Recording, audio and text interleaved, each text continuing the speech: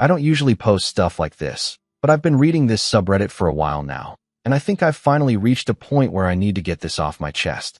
My name's Tyler, I'm 29, and let me tell you, there's nothing quite like being the invisible child in a family that pretends you don't exist unless you're useful. I used to think I was just imagining it, that maybe I was being overly sensitive or holding grudges over little things. But Thanksgiving this year was the kind of moment that makes your stomach turn. The kind of moment where time slows down and you see everyone in the room for exactly who they are. Let me back up. I'm the youngest of two. My sister, Michelle, is 31 and has always been the golden child. I used to think it was because she was older, more responsible, smarter, whatever. That's what I told myself growing up. Michelle got straight A's, student body president, full ride to college, law school, internship at a big firm. Our parents never missed a chance to brag about her. There were framed photos of her debate trophies, her graduation portraits in every room. Me? I got a good job, bud, if I made it to class on time. There's one photo of me in the house. It's from 8th grade. I've got braces, a bowl cut, and I'm half blinking. Now don't get me wrong, I wasn't some kind of slacker. I worked hard, just not in the way they valued. I went to a state college, majored in IT, took out loans, and started working before I even graduated. While Michelle was still being handed support and second chances, I was paying rent, fixing my own car, building a life from scratch. No big celebrations. No, we're so proud of you dinners. Just radio silence unless they needed something. The funny thing is, they've needed something a lot lately. My dad lost his job about 2 years ago. Company downsizing. He was in his mid-50s and had no backup plan. My mom worked part-time at a boutique, but it barely covered groceries. Suddenly, I was getting texts again. Not long ones, not emotional ones, just things like, hey, can you help cover the electric bill this month? Or, we're short on rent. It started small, a couple hundred here and there. Then it turned into a regular thing. I started sending them $1,200 a month, every month, for almost a year and a half now. No complaints, no drama. I didn't even tell my girlfriend the full amount because I didn't want to sound resentful. It was just expected, and I guess deep down, I still wanted to believe they'd appreciate it. Maybe even say thank you. Spoiler, they never did. Fast forward to this Thanksgiving. I almost didn't go. My girlfriend, Mia, warned me not to. She said, you know how they make you feel. Why put yourself through that again? But part of me still clung to this stupid hope that things would be different. That maybe this time they'd acknowledge me. Maybe just a little. I flew back home the night before. Took the red-eye, rented a car, brought a bottle of really nice wine I couldn't afford. When I walked through the front door, the house looked exactly the same. Down to the Thanksgiving banner Mom always reuses and the framed photo of Michelle shaking hands with some judge at her law internship.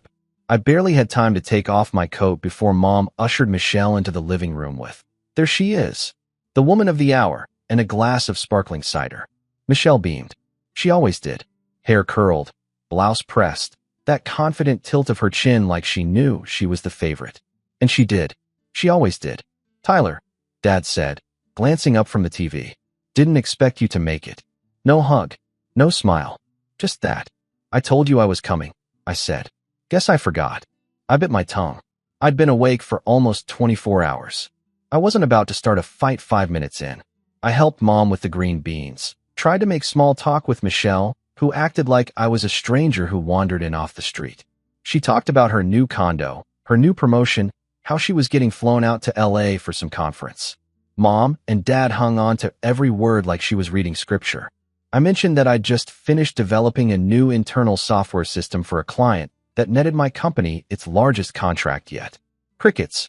Mom actually changed the subject mid-sentence. Dinner was at 6. Turkey, stuffing, mashed potatoes, the works.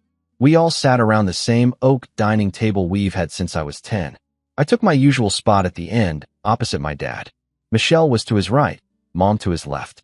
As everyone started filling their plates, the conversation turned, as it always did, toward Michelle. How lucky they were to have her. How proud they were. How grateful. Then my dad raised his glass and said something I'll never forget. To Michelle, he said, lifting his wine. Without her, we'd be screwed. She's the only reason we're still afloat. I froze, fork midair. Here's to our girl, Mom added. Michelle laughed, humble bragging. Oh, it's nothing. I'm just glad I could help. I looked at them, waiting for some kind of correction. A follow-up. A joke.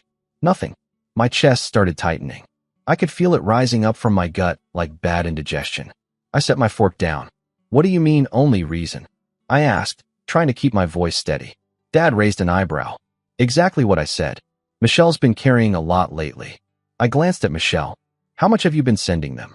She blinked. Excuse me. You said you've been helping. Financially. How much? I gave them $2,000 last Christmas, she said cautiously, to help with the furnace. I laughed under my breath. My heart was pounding now. Then what did you do with the $1,200 I've been sending every month for the last 18 months? There was a pause. Not silence. Not a casual lull. A vacuum. Like someone pulled the plug on the air in the room. Michelle dropped her fork. It clattered against the plate. My mom flinched like she'd been slapped. Dad leaned back, eyes narrowing. What are you talking about? I stared straight at him. You really want me to spell it out? $1,200. Every month. Since May last year. From me. He scoffed. That was a gift. Not support. A gift?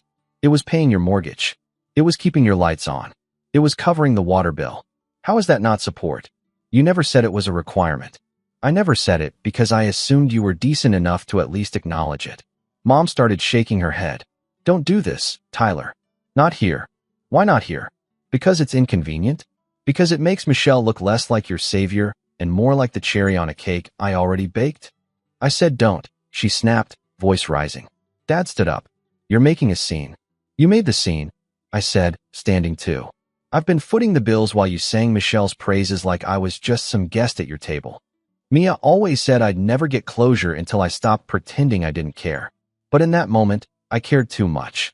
I cared enough to feel that sting in my throat, that shake in my hands, that heat behind my eyes I hadn't let out in years. And the worst part? I could see that they were more shocked that I'd spoken up than they were by what I said. I looked at Michelle. She wasn't gloating anymore. She looked like she'd just been hit with a brick. And that's when my mom started screaming. I stood there, not moving, not blinking, just watching my mom unravel in front of everyone. Her voice had taken on that high-pitched, breathless tone she only used when she felt truly out of control. How dare you bring this up right now? In front of your sister? During Thanksgiving dinner. Her hands were shaking, and I realized she wasn't just angry. She was embarrassed. Embarrassed that the neat little illusion she'd worked so hard to keep intact had just cracked wide open. Yeah, I said, my voice lower now. What a shame. Must have been hard lying this whole time. Dad barked out a laugh, but there was no humor in it. It's not lying. You offered to help. That's different. I offered to help because I thought you appreciated it, I said, feeling the words scrape their way out of my throat. I didn't realize I was just some anonymous donor you could forget existed. Tyler, Michelle said, her voice more unsure now. Why didn't you tell me? I turned to her. Why would I? So you could tell them how to better guilt me into sending more. Her mouth dropped open. That's not fair. No. What's not fair is sitting here while everyone clinks glasses for you like I've been doing nothing for 2 years. Dad slammed his hand on the table. That's enough. Sit down. You don't talk to your sister like that in this house. I stared at him. You mean your house, that I've basically been paying for? Don't push it, he growled. Oh, we're past pushing it. The room felt frozen in that weird, chaotic way, like nobody knew what came next. Like everyone was holding their breath and waiting to see who would break first. And somehow I did. Not in the way they expected. No screaming, no plates thrown, but something inside me buckled. I sat down, slowly, chest tight. My appetite was gone. I looked at the food in front of me and felt like I was staring at plastic fruit. I'd been so stupid. Flying out here, buying that expensive bottle of wine, telling myself maybe this time would be different. It never was. And I guess deep down, I'd known that. But I kept trying. I always kept trying. I barely touched my plate after that. The rest of the meal passed in weird spurts of silence and forced conversation. Dad made a show of bragging about Michelle again, this time about her sharp instincts and how lucky any company would be to have her. It was like he was trying to prove a point. Michelle mostly stared at her napkin. Mom went back and forth between glaring at me and wiping her eyes like she was the victim in some tragic family betrayal. Eventually, I excused myself and went upstairs to the guest room, formerly my childhood bedroom, now stripped of any evidence I'd ever lived there. The posters were gone. The bookshelf was empty. Just a twin bed, a nightstand, and a lamp that flickered if you touched it wrong. I sat there on the edge of the bed for a long time, hands in my lap, phone buzzing every so often with texts from Mia. You okay? Do you want me to call? Baby, just say the word, and I'll book a hotel for you right now. I didn't answer. I wasn't ready to talk. I needed to sit in the storm a little longer. Around 11, there was a knock. Michelle poked her head in, eyes soft, almost apologetic. Hey, she said. Can we talk? I nodded. She came in and sat on the opposite edge of the bed, like we were two strangers forced to share space at an airport lounge.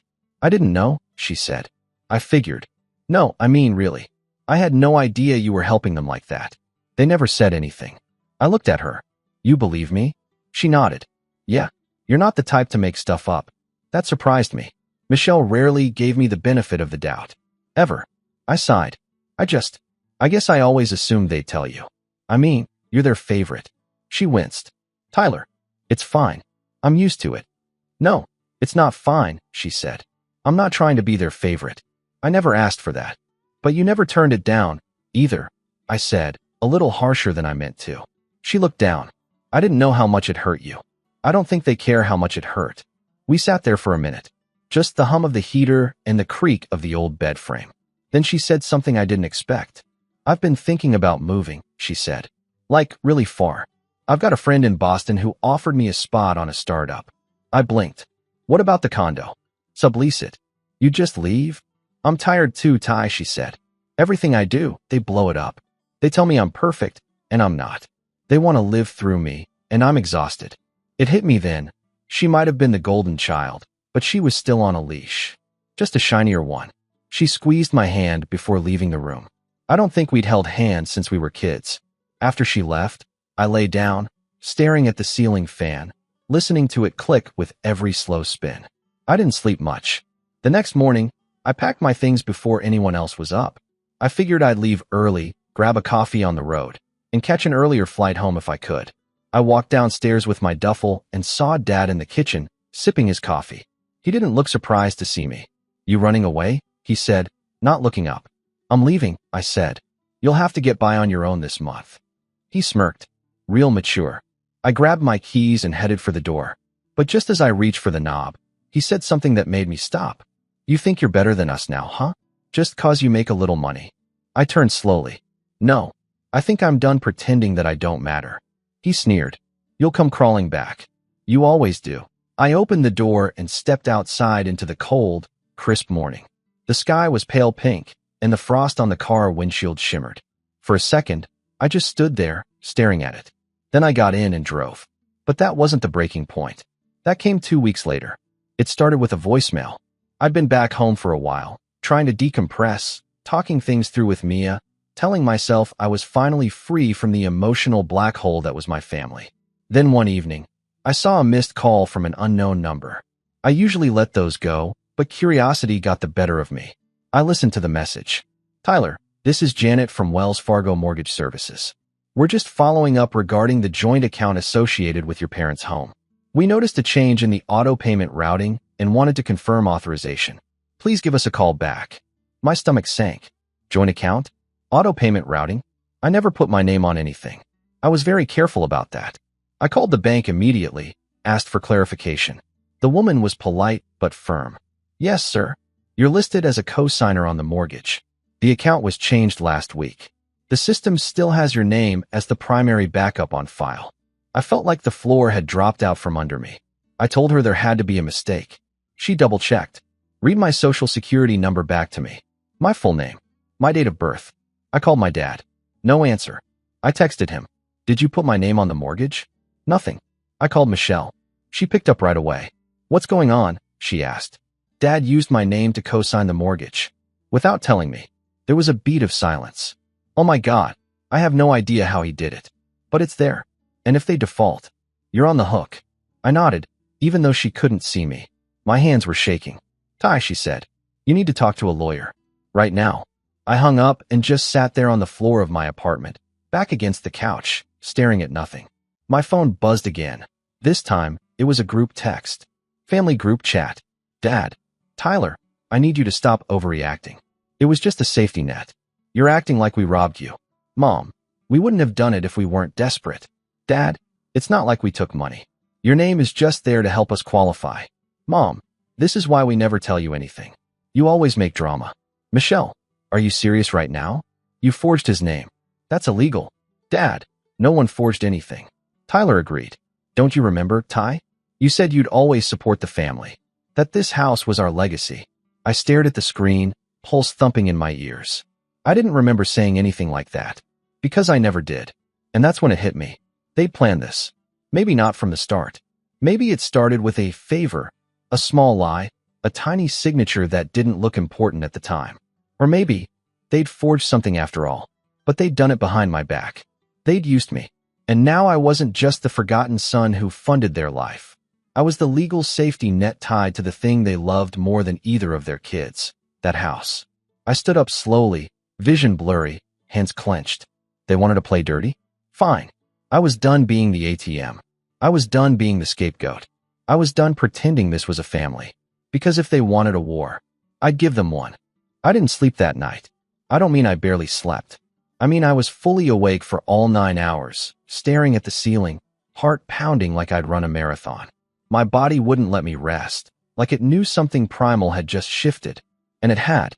There's this moment, when you realize the people who raised you, the people who should have protected you, nurtured you, guided you, see you as nothing more than a tool, a name to slap onto paperwork, a wallet they could siphon from without shame.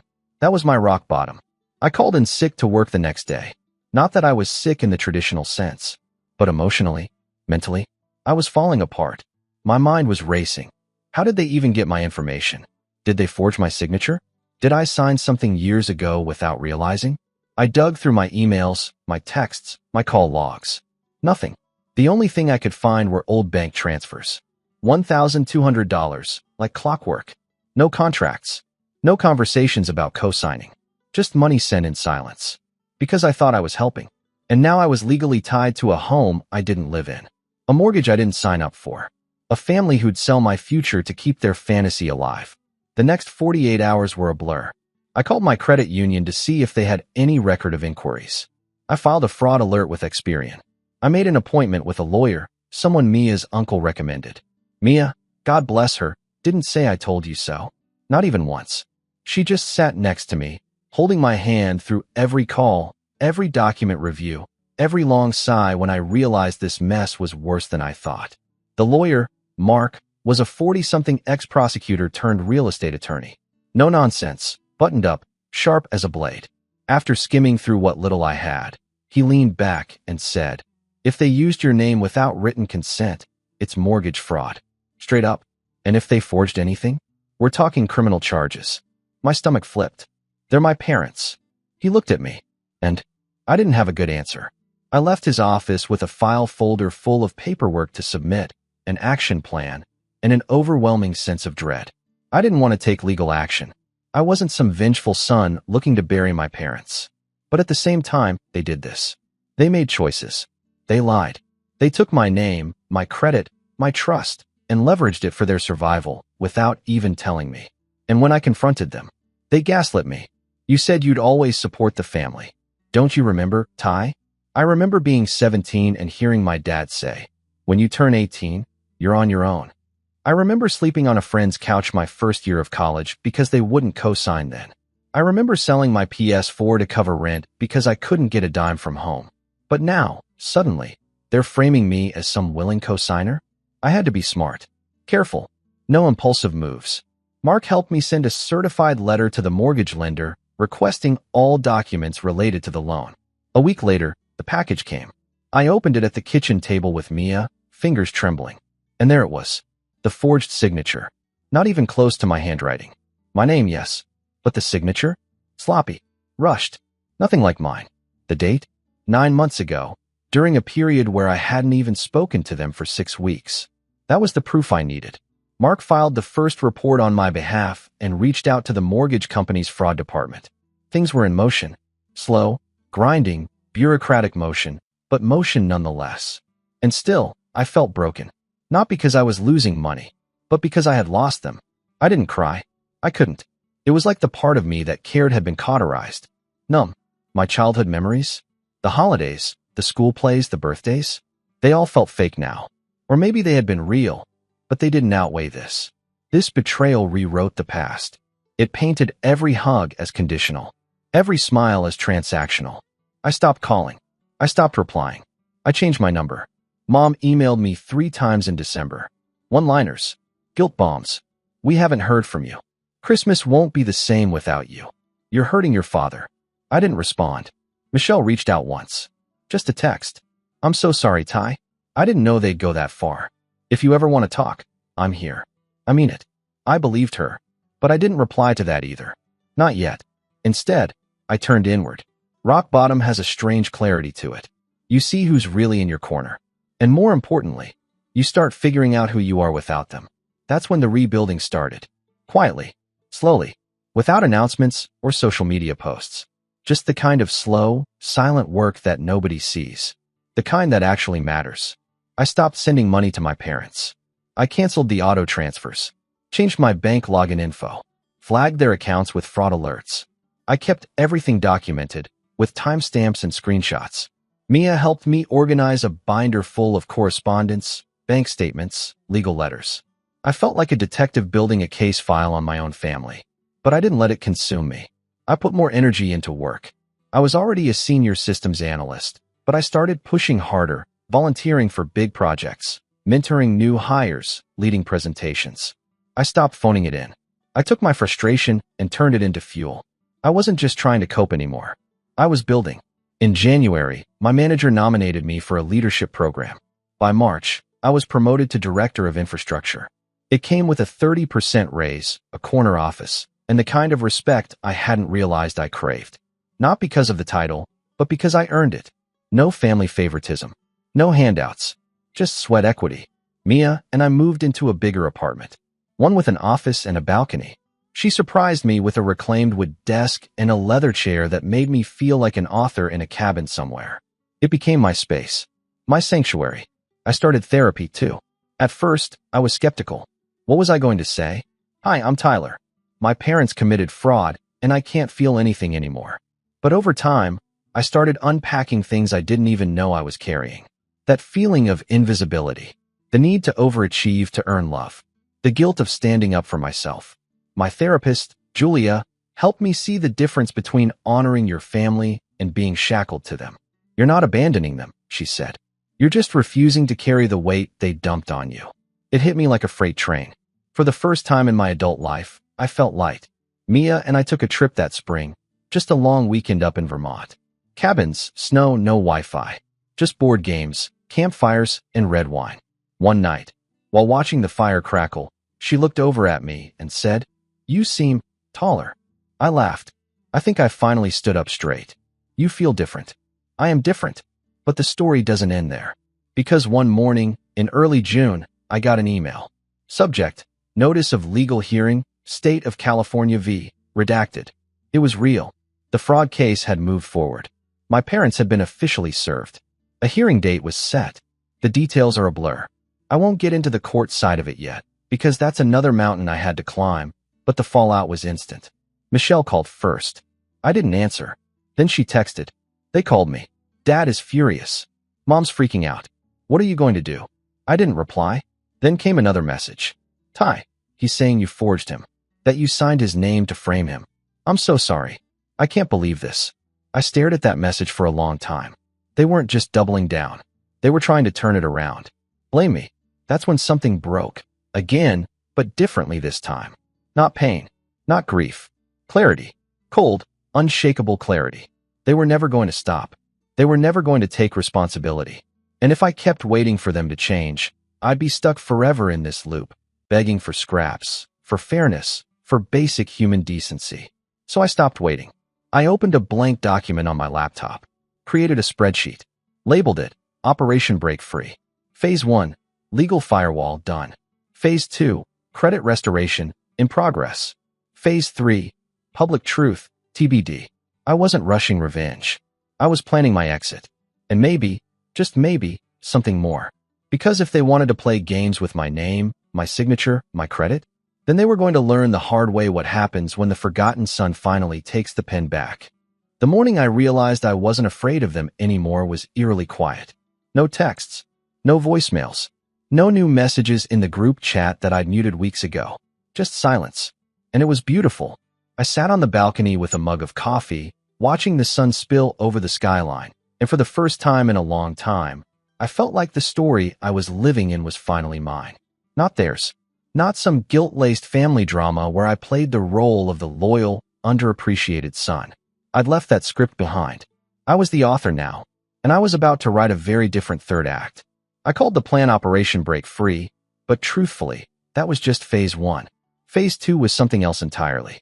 I didn't want revenge in the movie sense. No shouting matches, no explosions, no public humiliation just for the sake of it. What I wanted was something quieter, colder, permanent. I wanted them to feel what I had felt, exposed, helpless, discarded. And above all, I wanted control. But first, I needed to understand the full extent of what they'd done. I started with public records. With the help of Mark, my lawyer, we pulled up every document tied to the mortgage and property. The house was technically under both of my parents' names. But a few months prior, just around the time the new mortgage was signed, there had been a co-borrower reassignment. A form that added my name to the loan agreement. Not only had they used my name, they'd embedded me into the entire financial structure of their house, which meant I was now liable for any default or foreclosure. And worst of all, that form had a notary seal that should have been reassuring, proof that someone had verified it. But the notary's name was fake. Mark confirmed it. No such notary was registered in the state. The seal was a fabricated stamp. This wasn't just sketchy, it was calculated fraud. They'd gone to great lengths to make it look real. I remember sitting across from Mark in his office as he tapped the paper with his pen and said, "You don't do this unless you know what you're doing." So they planned it. I asked, voice flat. He nodded. Yeah, they planned it. I leaned back, jaw clenched. I could practically hear my father's voice in my head. It was just a safety net. Liar. Can we use this? I asked.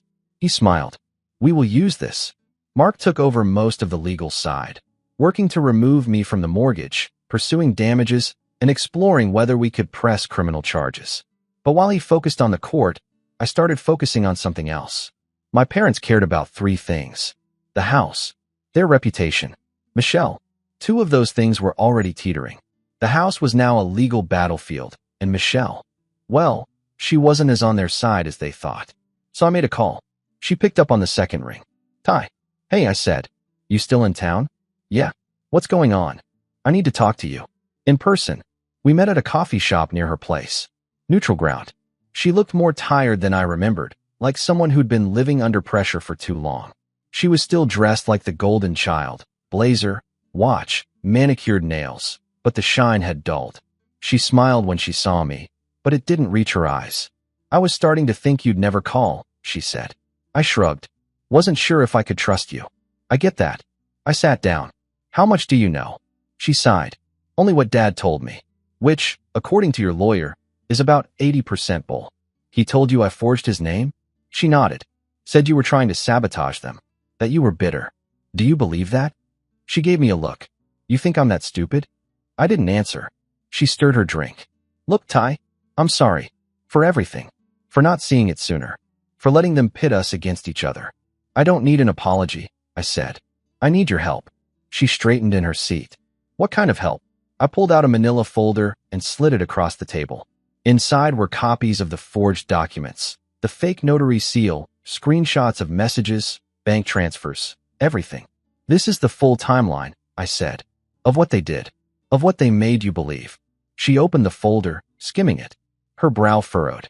She flipped through page after page, her expression shifting from confusion to disbelief to horror. Oh my God, she whispered. Yeah. She looked up at me, eyes wet. Tyler, this is illegal. This is insane. I know. She pushed the folder back. What do you want me to do? I leaned in. I want you to help me expose them. Her breath caught. Like, to the court? No, I said. To everyone else. Her eyes widened. You want to go public? Not me. I said. Us.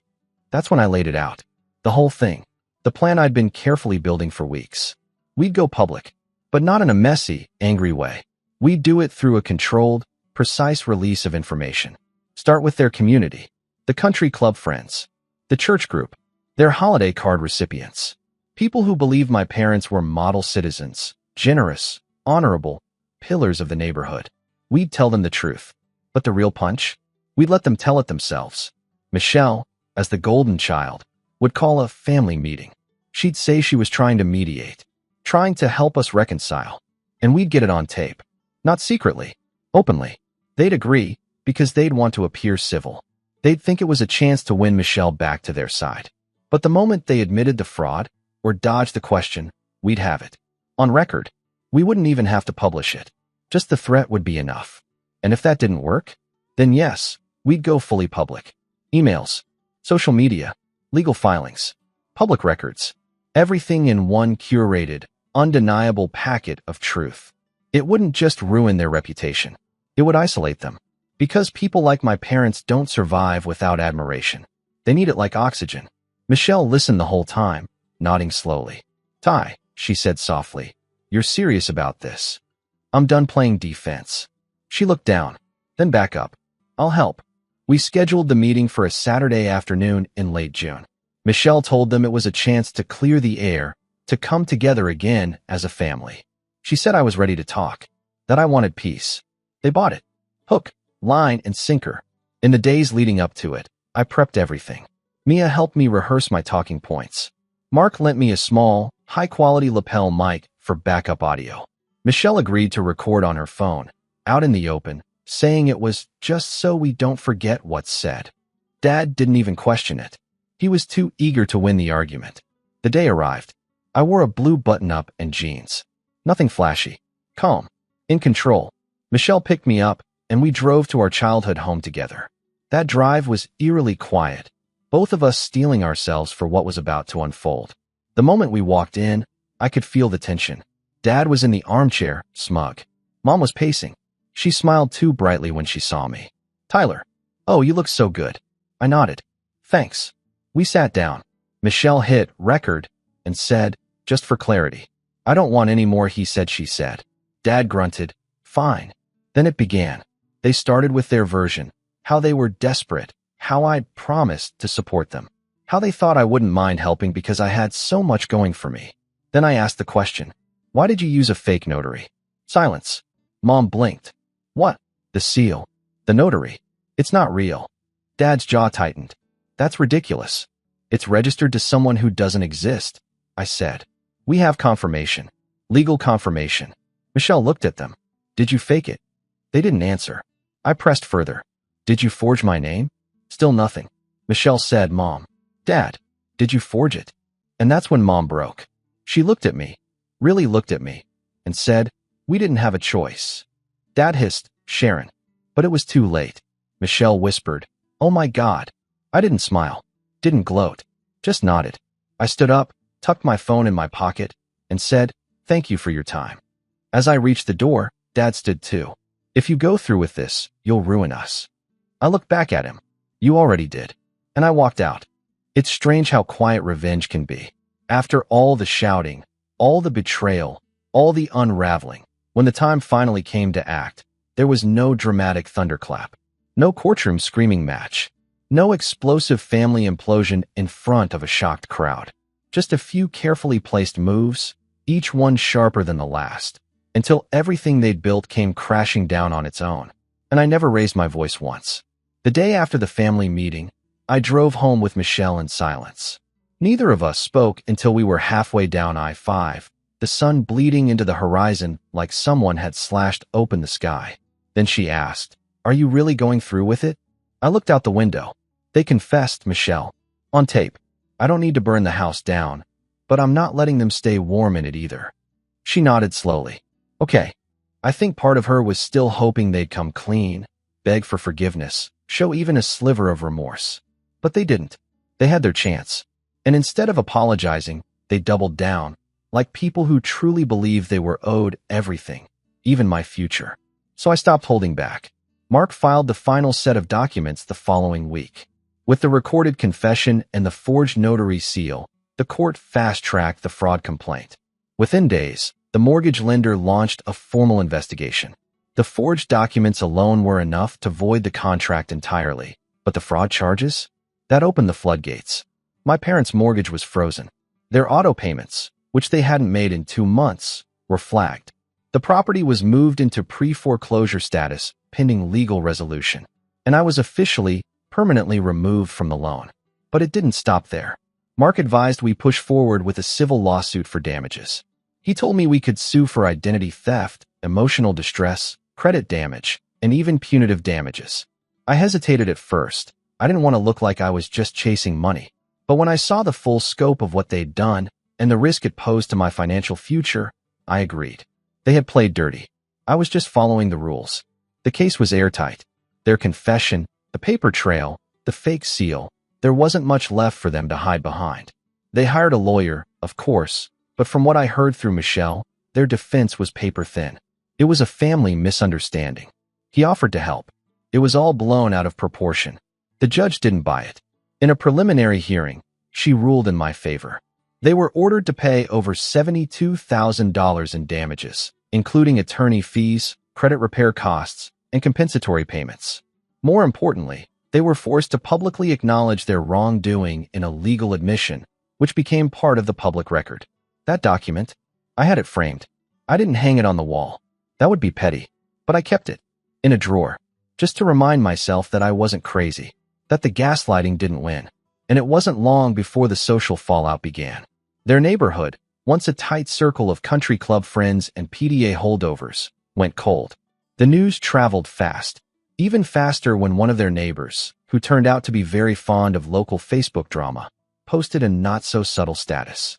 Sad to hear about a certain family in our community who committed mortgage fraud against their own child. Protect your credit, folks, even from your relatives. It got over 200 comments. I didn't read all of them. I didn't have to. The damage was done. The church committee my mom chaired, she was removed. The quarterly homeowners board my dad lorded over like he was king of the block, voted out unanimously. Even their Christmas party, the one they hosted every year like it was a royal event, was canceled. No one wanted to be associated with them anymore. And they felt it. They tried to spin it, of course. Mom posted cryptic Bible verses on her Instagram. Things like, "Let he who is without sin cast the first stone," and "families are tested through fire." Dad reposted conspiracy memes about cancel culture and family betrayal. But no one engaged. The likes dried up. The comments stopped. They were shouting into a void. Michelle and I talked more after that. Not often, but enough. She told me they'd begged her to come back to the house. She refused. "They keep acting like they're the victims," she said one night. "I can't do it anymore." "Same," I said. We weren't close, not like TV siblings who finish each other's sentences, but we had something better now: honesty. For the first time in our lives, we weren't competing for scraps of affection. We were just two people who'd survived the same fire and made it out on the other side. Then came the final blow. Mia and I got engaged that fall.